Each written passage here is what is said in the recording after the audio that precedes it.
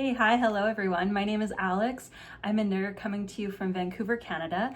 And today I want to go over Sandnes Garn's recent pattern release, the DIY Spring 2026. I'm going to do an overview of all of the patterns and then give you some alternatives as well in case getting Sandnes Garn patterns isn't accessible to you or you are not able to purchase the required garment quantity of yarn to get those patterns. We'll get more into that in a second, but before we do, I just wanted to address the elephant in the room, and that is I got bangs. If you haven't been here before, this is and even if you have been here before, it's not the most exciting news, but it's exciting in my life. I haven't had bangs for a few years, so I just got my hair cut yesterday, so this is, you know, freshly styled, or at least, you know, a day old style. So we'll see what it looks like when I'm left to my own devices and I'm styling it myself, or I should say not styling it, since I do very little with my hair. But yeah, this is what we've got going on. We've got curtain bang action, and yeah, I'm liking it. I wanted to also say a very quick thank you to all the new subscribers.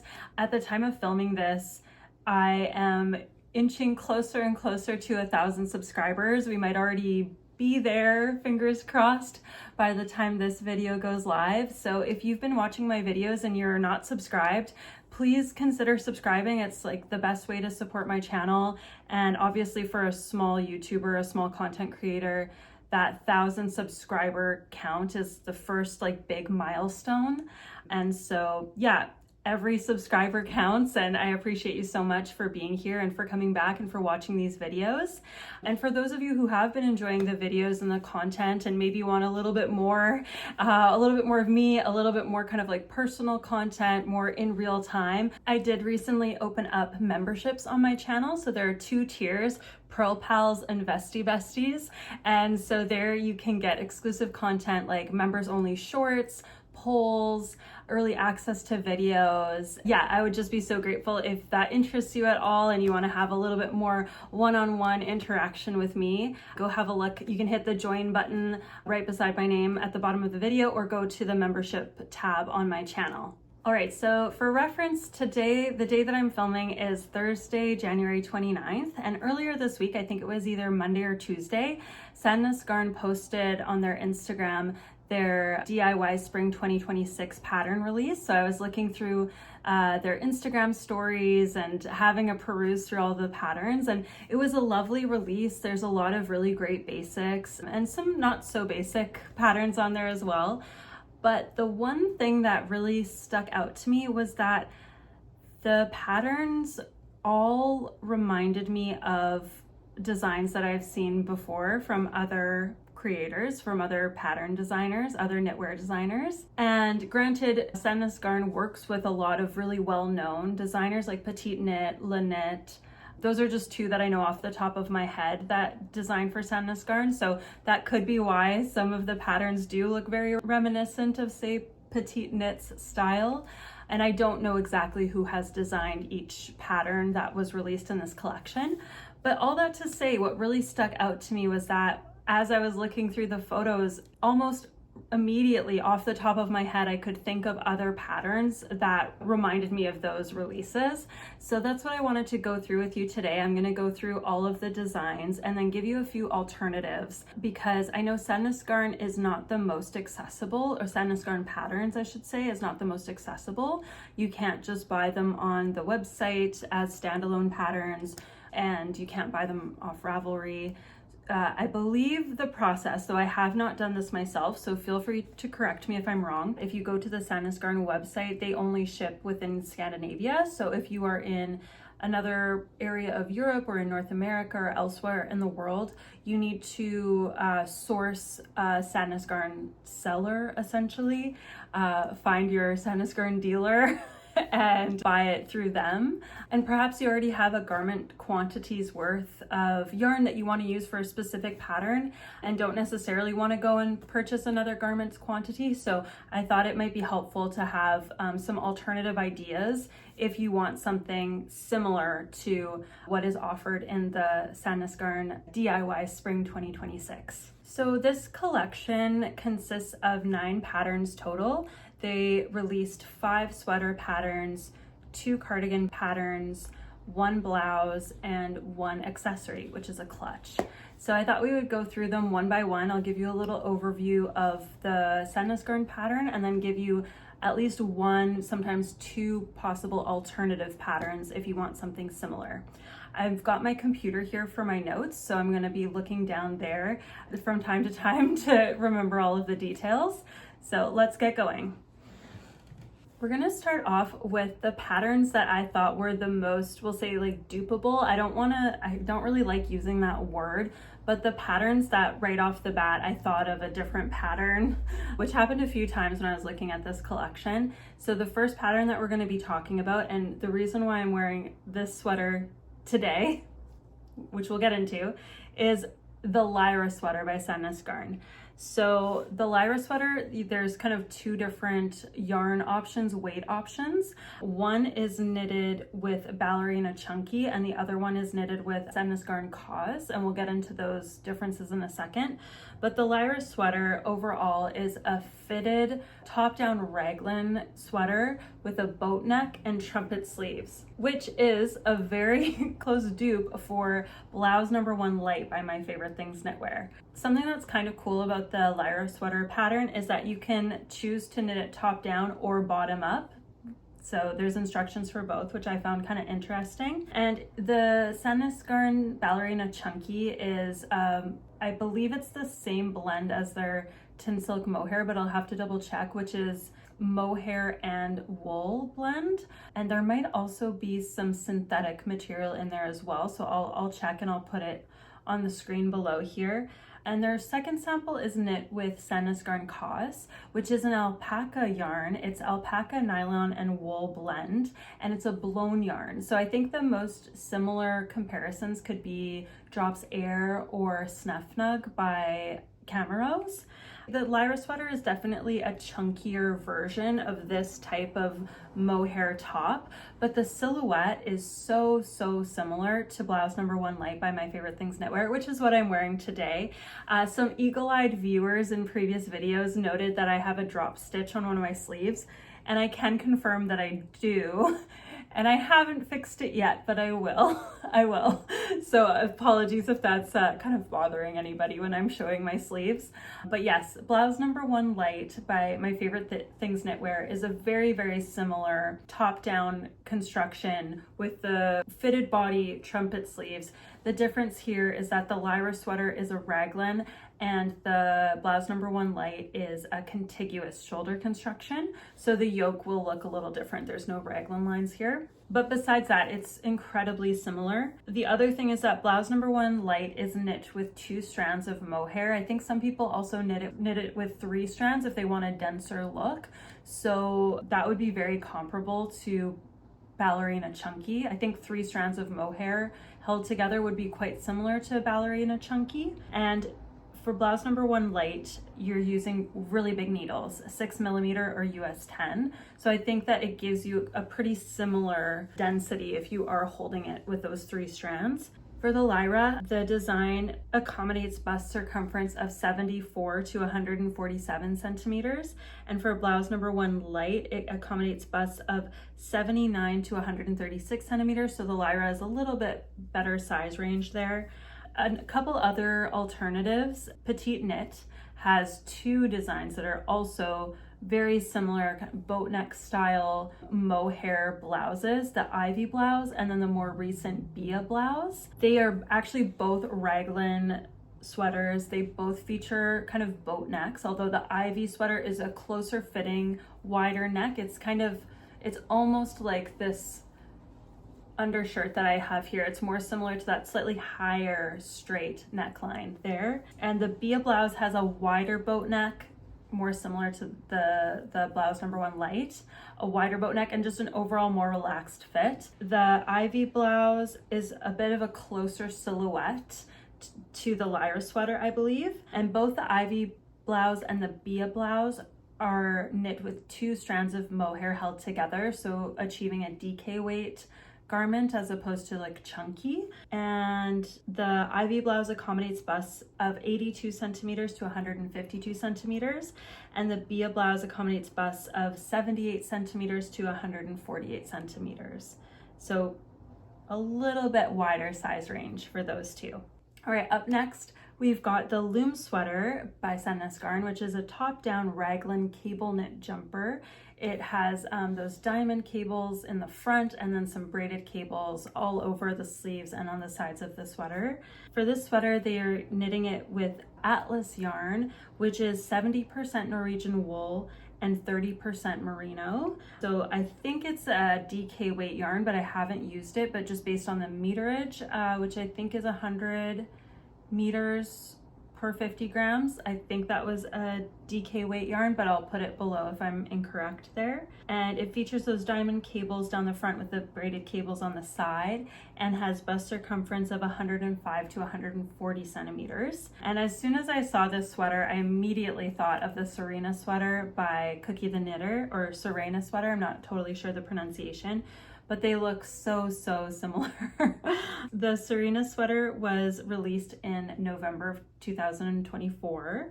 So it's been around for a little while now. It's seen 2 full winters, and I know a lot of people have made it. It's using Aran weight yarn.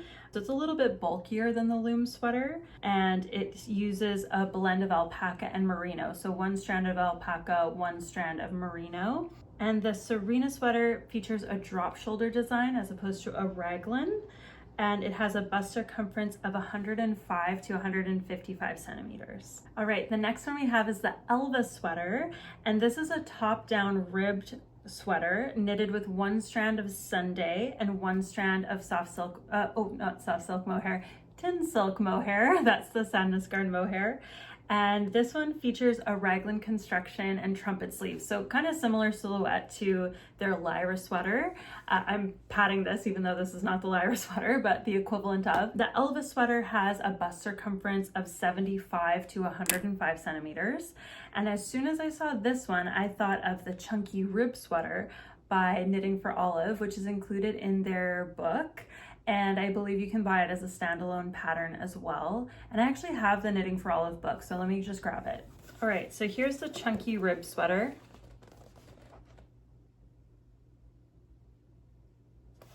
By Knitting for Olive. So this one has a heavier weight. It's using heavy merino by Knitting for Olive and 1 strand of soft silk mohair. So it would be more like a worsted Aran weight as opposed to a DK weight, so slightly bulkier. And the Chunky Rib Sweater has a higher neck than the Elva, and it also makes more of a feature of those raglan lines. The raglan lines on the Elva are a little bit more subtle. They're less of a feature compared to the Chunky Rib. Oh, and the Chunky Rib Sweater also just has straight sleeves, but if you wanted to modify it to make it more like the Elva, you could shorten the collar and then just add a few increases towards the bottom of the sleeves to achieve that trumpet look.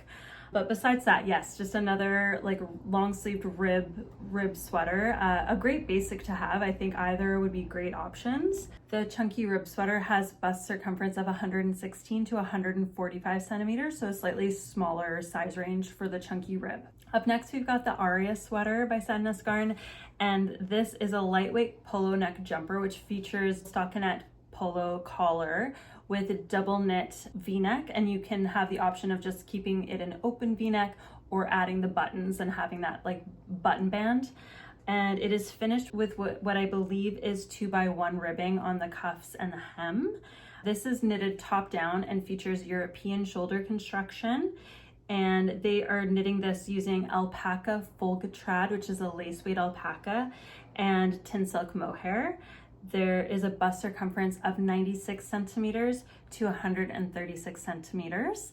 And when I saw this, I immediately thought of the Lima sweater by Mochiknits, which I did feature in my last pattern roundup, my 5 trendy design elements part 2 video, which I will link above, and I'll link it in the description box below. But basically it is using a heavier gauge. This is an Aran weight sweater, and it features a button band with buttons in the sample photo. But then when I looked at her test knitters and some people who've made this pattern, some people opted not to add the buttons. So there are examples with the open V-neck as well. And this one accommodates bust circumference of 103.5 centimeters to 147 centimeters. Yeah, so that's another great option if you are okay with a bit of a heavier weight polo neck jumper. There are also a few other suggestions in that category if you want to check out that video if you've missed it.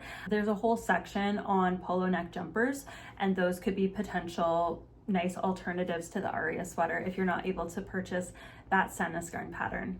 Okay, so this is our last sweater pattern. We're gonna move on to the cardigans and the blouse. And this one is the Mina Sweater. It is knitted top down, and there are 2 kind of pattern pages for it, just using 2 different types of yarn. So one option is using pure Ghent held with tin silk mohair, and the other is using double Sunday held with tin silk mohair. So I guess the double Sunday plus the mohair is like a slightly lighter gauge than the pure Ghent. The Mina is a top-down sweater and features 2x2 ribbing, but the star of the show obviously are the buttons along the side of the neck and onto the shoulder. And it has a bust circumference of 110 to 155 centimeters. And the only other sweater that I have seen recently that also features buttons along the side is the Audrey sweater by the Knit Purl girl. She has been teasing that one and showing it in some of her podcast episodes. And it's not out yet, but I checked my email again just to see when she mentioned it last. And she did say that she's planning to release this pattern late February. So it's not out yet, but it will be soon. If you do opt for her pattern instead, the main difference is that instead of being right on top of the shoulder, the buttons come down closer to the front, so almost more like along the collarbone here. But besides that, they're very comparable. She also features 2x2 ribbing detail, I believe, and it is a raglan construction, whereas the Mina Sweater is a drop shoulder. So that's another difference there. Another alternative, and while it doesn't feature the main event, the buttons, the rest of the sweater is incredibly similar, and that is the Hannah Sweater O-neck by Petiteknit, which she released, I believe, if not January of this year, then December. It's a very recent release, but besides not having the buttons, it looks the same. She also knitted it in a brown, which one of the Mina samples is also in a brown, and features a high neck, 2x2 rib, neckline, cuffs, hems, also drop shoulder construction. So if you're just after that Mina sweater silhouette, go for the Hannah sweater. Well, you can do either, of course, but if for some reason you can't buy the Mina sweater pattern, or you don't want to buy a garment's quantity, you already have yarn you want to use, the Hannah O-neck is a really perfect alternative, I think. The Hannah O-neck also does have a slightly better size range, so if you do need a bit of a larger size, that might be a great place to look. The bust circumference is 116 centimeters to 167. Okay, let's move on to our cardigans. So this is the Aria Cardigan. It is a top-down polo neck cardigan knitted in 1 strand of Sunday and 1 strand of tin silk mohair, which creates a DK weight fabric. This one features double knit stockinette polo neck and a double knit button band, and then has rib details along the cuffs and the hems. There is a bust circumference of 91 to 131 centimeters. And this one, especially because of the color, reminded me of the Sofia cardigan by Mochiknits. So it could just be that they're both red polo neck cardigans. That may be where the similarities end, but you know, visually they're pretty similar. I would say that the Aria cardigan is a little more simplistic compared to the Sofia cardigan. The Sofia cardigan by Mochiknits was released in October of 2025, so again, pretty recent. And she is using a worsted weight alpaca yarn, single strand, and it features a double knit stockinette, I believe double knit, maybe it's not double knit, but a stockinette collar, and then 1x1 ribbed button band, and a very slight, like a very small 1x1 rib on the hem and a bit longer on the cuffs, and then also has a split hem and also has pockets. So there's a little bit more detail going on in the Sofia cardigan. So yeah, it depends on what type of design you're after. The silhouette is a little bit wider for the Sofia as well, I believe, but again, that can be changed based on what size you choose.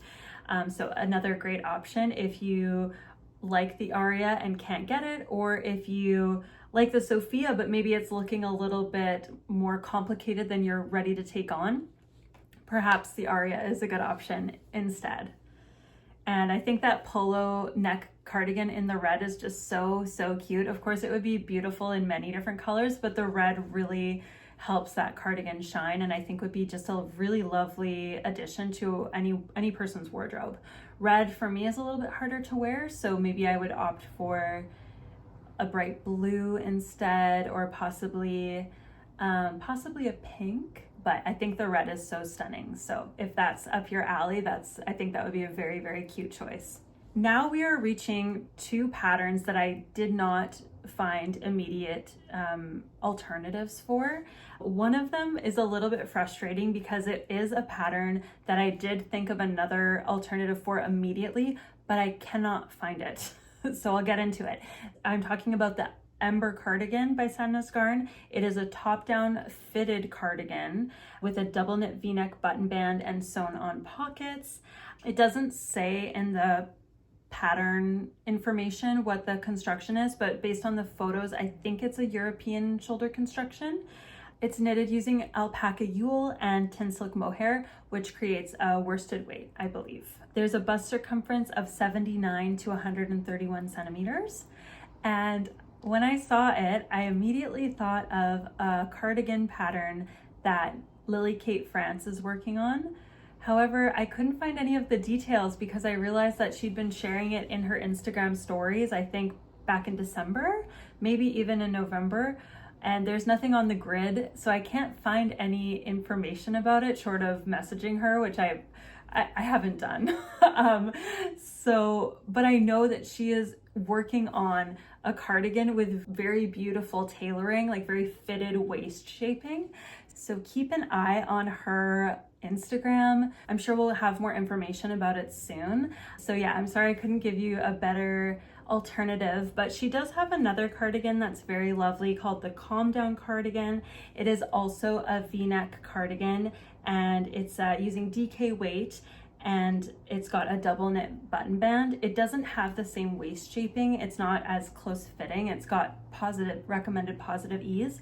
So a different silhouette for sure. And there's also no pockets. So it's not an exact alternative, but definitely when Lily Kate puts out her fitted cardigan, when and if she does, that will be a really great match. All right, and then the Lilly Blouse. This was an outlier in this collection, a pattern that I truly did not have a good alternative for. I couldn't think of anything else that really resembled this exactly, or at least nothing off the top of my head. When I looked at the other patterns, immediately I could think of other designs without even looking on Ravelry. I saw them and just remembered other patterns that reminded me of them. This Lilly Blouse is one where that was not the case. The Lilly is a tie cardigan, but they're calling it a blouse, and it's worked top down with raglan shaping, and it features this really beautiful collar and has like popcorn stitch all over it. It's finished with I-cord edging, again with that popcorn detail.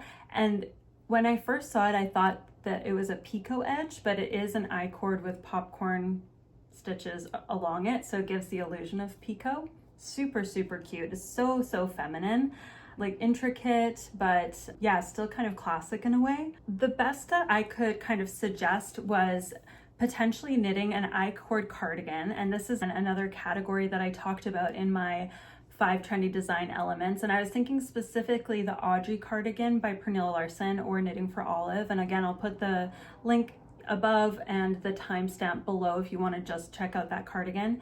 But I was thinking you could just knit an I-cord tie cardigan and then knit a collar separately and attach it, because there are quite a few just collar designs and patterns out there. Aesthetically, this blouse reminded me of Anne-Sophie Velling or Augustins DK, and specifically reminded me of Augustins number 12. I wouldn't say it's like a great dupe, but it has sort of a similar feminine feel. Augustins 12 has that beautiful collar. There is also a collar by Augustins DK, and it's Augustins number 3. And this Lilly blouse also reminded me just aesthetically of Mipi the label. She does have a collared cardigan, and I wouldn't say it's very similar to the Lilly blouse, but yeah, it's just another kind of fun, sort of feminine, almost like fairy-like design. Mipi the label has a lot of designs that have those same kind of style words, so she might be someone to check out for, if not like a direct alternative, maybe just like an aesthetic inspiration. All right, and we're coming up to the last design here. We've got the one accessory, the basket clutch, and this is actually not a knitted pattern, this is a crochet pattern. So this is knit in double Sunday held with tin silk mohair, and it's crocheted from the bottom up using puff stitch. So I'm not a crocheter, so I don't know what puff stitch is. I don't have any real experience with crochet, so if you don't either, but you're very keen on making a clutch, my suggestion is to check out the Winter Clutch by Petiteknit. This one was released in 2021, so it's been around for quite a while. It is also knit from the bottom up and uses a garter slip stitch. So it's a different texture for sure, but the overall aesthetic and look is quite similar. Slightly lighter gauge for this one, she uses a sport weight yarn. And I know that Petiteknit does have other purse and like clutch designs, so you could have a look. There's also the teddy clutch and the honey clutch, so if you want a slightly different look, a different stitch pattern, have a look over there, and those might be good options if you're not able to get a hold of the basket clutch pattern or you're not a crocheter like me. Okay, so that wraps up the video. I hope you enjoyed it. Let me know if you have any good alternatives for any of these patterns down below. Are you planning on buying any of these spring 2026 DIY patterns from Sandnes Garn? If so, let me know which ones were your favorite. And yeah, so with that, I will say goodbye. I hope you have a lovely weekend if you're watching this on the Friday that it comes out, and I'll talk to you soon. Bye.